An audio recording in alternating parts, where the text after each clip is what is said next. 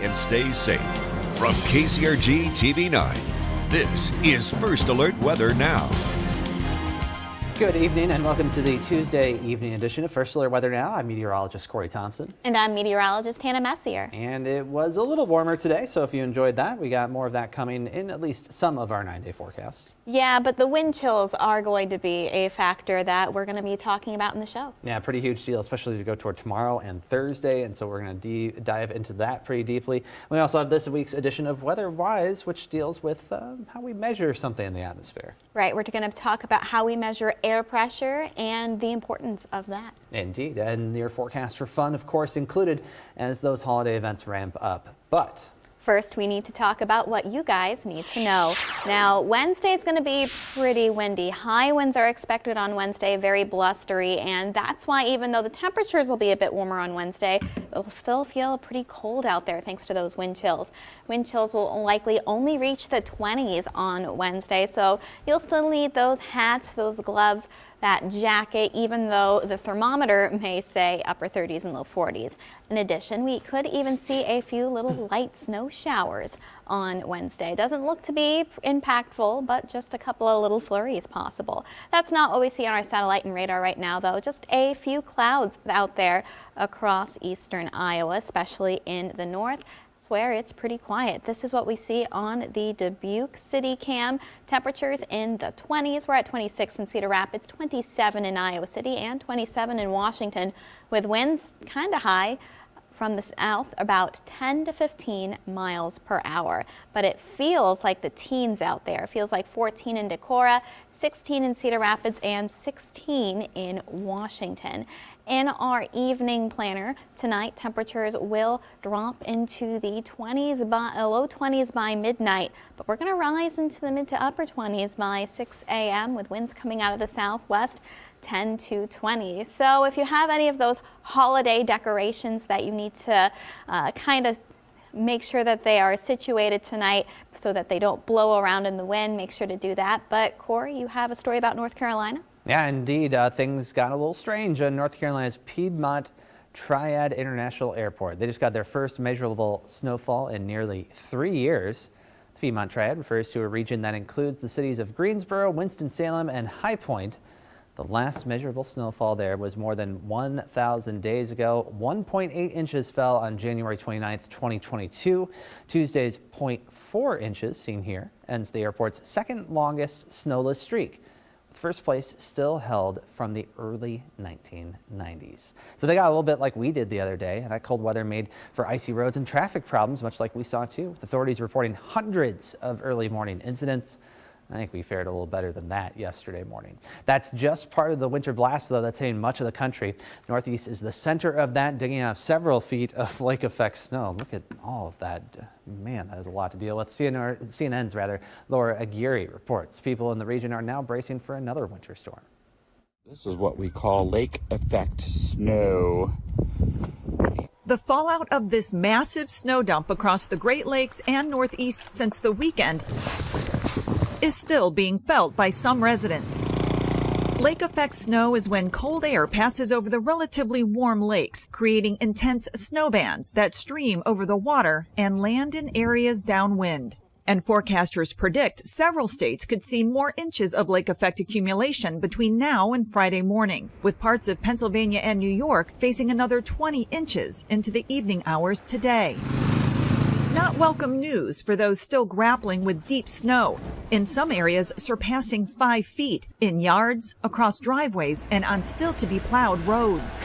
Getting this much all at once, it's been the hardest part. When the snowblowers struggle, neighbors with more horsepower are coming to the rescue. I've been helping one neighbor out down the street, and my neighbors up the street, they got bogged down, so I went up and I plowed them out. Any improvement in conditions overnight aren't expected to last long. Forecasters are tracking a powerful new cold front from Canada heading into the U.S. Wednesday across the Great Lakes, bringing gusty winds and more lake effect white stuff to the same region for the next couple days. I'm Laura Aguirre reporting. Now, your First Alert forecast with meteorologist Corey Thompson. Really does make the snow we had yesterday morning look like, well, a lot less. And our Mannacolony City Cam shows what was left of it this morning as the sun rose. As we went through the day and clouds eventually cleared out a bit more, temperatures rose, and notice that the ground becomes more brown and green than it did white by the time we wrap things up. Some of that snow melted today, but temperatures were pretty marginal in terms of getting that really off the ground completely. Right now we're still below freezing, 27 in the Amanas, 27 in Iowa City, 23 in Dubuque. Those temperatures being held up a little bit by those southerly winds, but as Hannah pointed out just earlier, wind chills down the teens. So if you are headed out this evening, even into tomorrow morning, you will want to dress warmly. That's as your first alert highlights a couple of things within the next 24 hours. A little bit of light snow shower activity is possible during the afternoon tomorrow. That's as a cold front moves through, and the big effect of that front will be to push our winds higher and push colder air back into the region. Our temperatures are actually going to be seen falling after a midday high for your Wednesday. Now tonight it's much quieter. Pinpoint Doppler radar shows no precipitation here in eastern Iowa. Clouds limited to the northeastern portion of the state. Off to our northwest though, this is the first sign of that surge of colder air. Clouds that are spreading to the southeast along a cold front. They'll be moving our way by tomorrow. Now tonight temperatures will be slow to fall. We'll see those in the low to mid 20s overnight. Southerly winds doing a lot of the work there from keeping us from falling much further because we do have mostly clear skies for most of it. See here on Pinpoint Futurecast, that patch of clouds in the northeast may expand a little bit, but I think we'll see a mix of sun and clouds, honestly, to start off your Wednesday. More clouds come, though, and the winds begin to shift, too. By mid-morning, we're already seeing west or west-northwest winds starting to pick up a bit, but it's late in the morning toward the afternoon where this band of isolated snow showers moves through with a band of clouds. And that's when those winds really begin to gust from the northwest. Again, 30 to 40 miles per hour possible during that time frame. Notice how limited those snow shower activity will be, though, and luckily falling in a time that may not impact those commute time periods all so much, which would be good to see.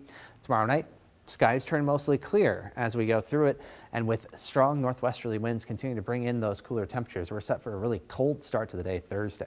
Now tomorrow our forecast highs again late morning or around lunch with temperatures in the mid-30s north of Highway 20. 41 though in Iowa City is a possibility. That slight chance of a little bit of snow and temperatures falling into the 20s by the time we get toward dinner. Now winds again peak during the afternoon.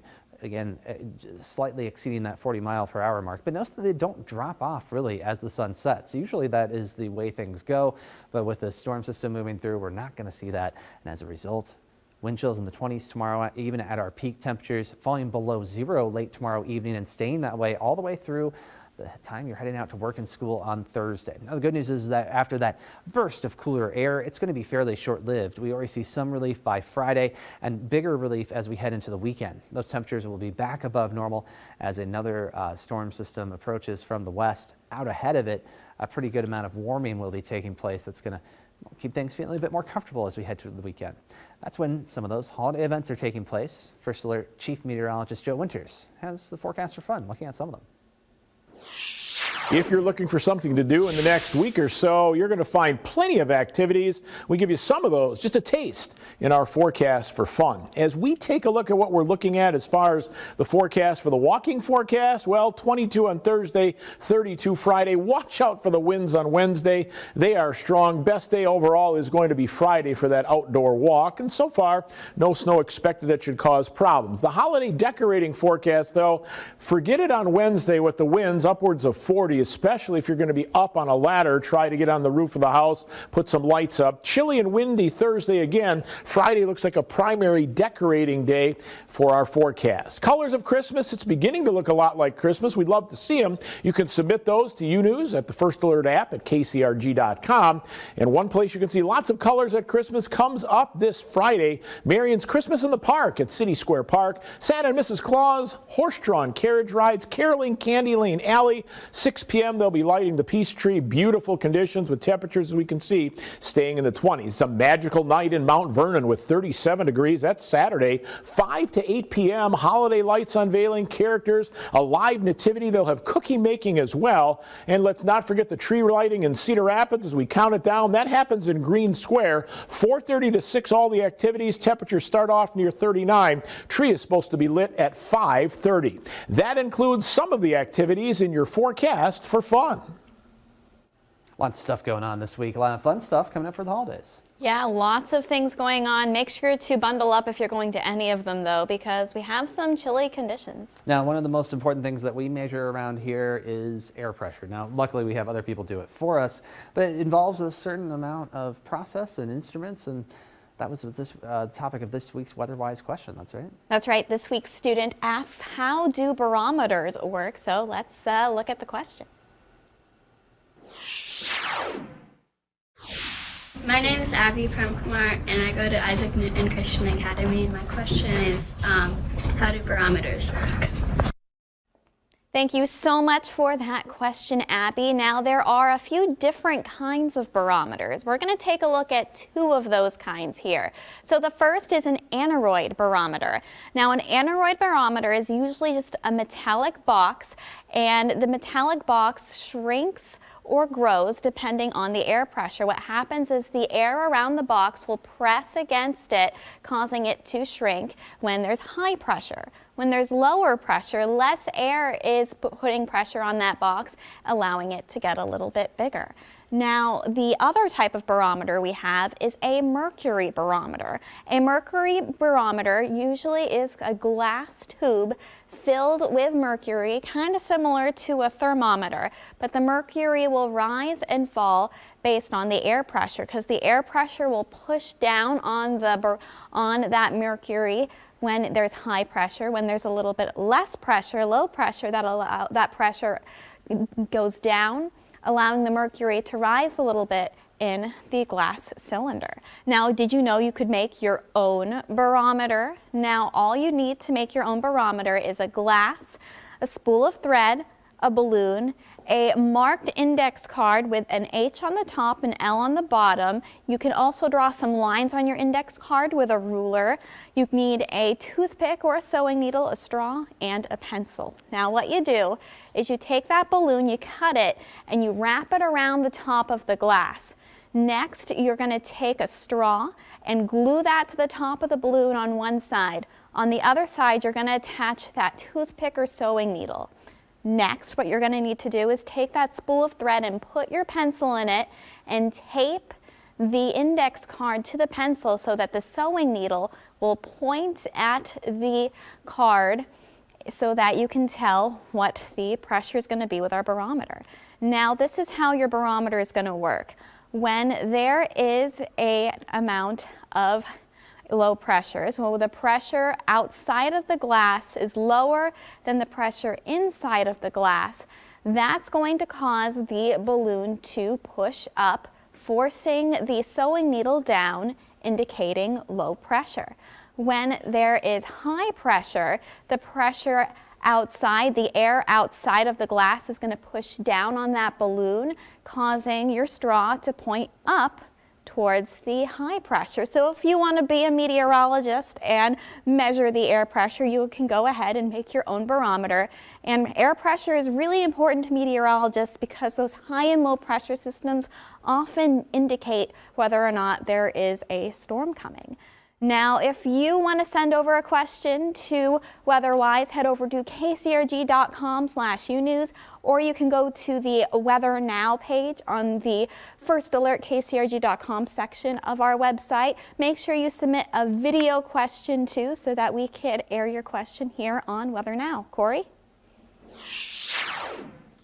Pretty cool. I didn't know that you could make a barometer that easy. I learned a little something there too. Temperatures falling as we go through the day. Wednesday, pressure dropping too as an area of low pressure moves by. We will see those winds, again, gusty during the afternoon in particular, sending those temperatures down and sending our wind chills down too. In fact, wind chill is a pretty decent factor even as we go through the day on Wednesday, as things will be warmer around lunchtime. Here's around noon tomorrow. We're talking wind chills in the mid-20s, but by later in the evening, we're already falling below zero and deeper below zero by the start of Thursday. You will want to bundle up appropriately. This is some of the coldest weather we've seen so far this season. I know we say that a lot this time of year, but we've been fairly spoiled so far. Now, the good news is if you don't like the cooler temperatures, we will be turning the page pretty quickly. Back to weather like today by the time we get toward Friday, and even warmer as we head towards Saturday and Sunday. All part of an up and down that we're going to see over the next several days. well below normal as we head toward Thursday, well above it as we go toward Sunday. But then we'll see a bit of a decline again by the middle of next week. Comes with a chance of precipitation. That's as we look ahead toward Monday and Tuesday. Gives us that opportunity for maybe a little bit of rain moving through, but not a ton. Notice here that we see clouds and precipitation that may be a little bit lacking as it continues off to the northeast. There should actually be precipitation here. It's just not showing up on our map. But the chance is slight here in eastern Iowa. Looks like outside of the TV9 viewing area has a somewhat better chance of seeing a little heavier stuff off to our east and off to our north.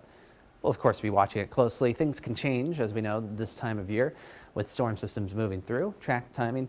All of that will be further refined and more confident as we go over the next few days. No signs of exceptional warmth, except for Sunday. Some folks could get in the 50s. That's pretty warm this time of year.